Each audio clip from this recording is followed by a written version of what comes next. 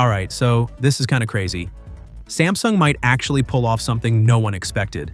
Their upcoming Exynos 2600 chip could be the first smartphone processor built on a 2-nanometer process.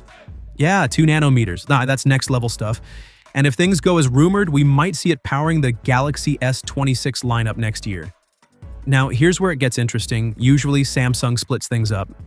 Exynos for some regions, Snapdragon for others. But this time, reports say even the Galaxy S26 Ultra could rock the Exynos 2600 in Europe and South Korea. That's a big deal because historically, hearing Exynos and Ultra in the same sentence used to make people nervous. But Samsung seems to have been working hard behind the scenes. This new chip's built using their 2-nanometer process with gate-all-around transistors, fancy name, but basically it means better power efficiency, less heat, and a solid boost in performance. And the specs sound wild. A 10-core CPU including one prime core hitting 4.2 GHz, 3 performance cores at 3.56 GHz, and 6 efficiency cores at 2.76 GHz. On paper, that's already impressive. But when alleged Geekbench results surfaced, things got spicy. We're talking a single-core score of 4,217 and multi-core of 13,482. To put that in perspective, that's M5 chip territory. Yeah, Apple M5 level performance on a smartphone chipset. That's something Samsung fans have been waiting years to hear.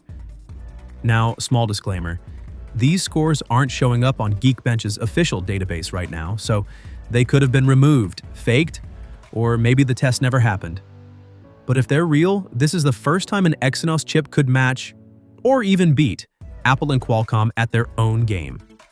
Speaking of Qualcomm, the Snapdragon 8 Elite Gen 5 scored around 2,865 single-core and 9,487 multi-core. So if these numbers hold up, Samsung's new chip just wiped the floor with Qualcomm's best.